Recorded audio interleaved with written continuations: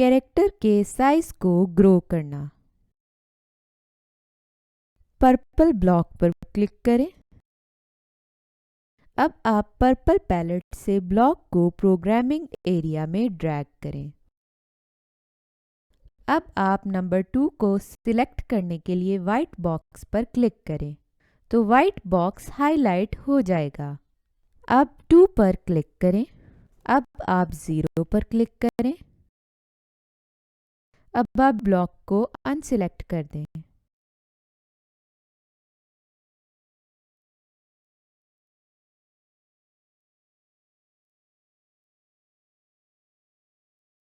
अब आप ब्लॉक पर एक मर्तबा क्लिक करें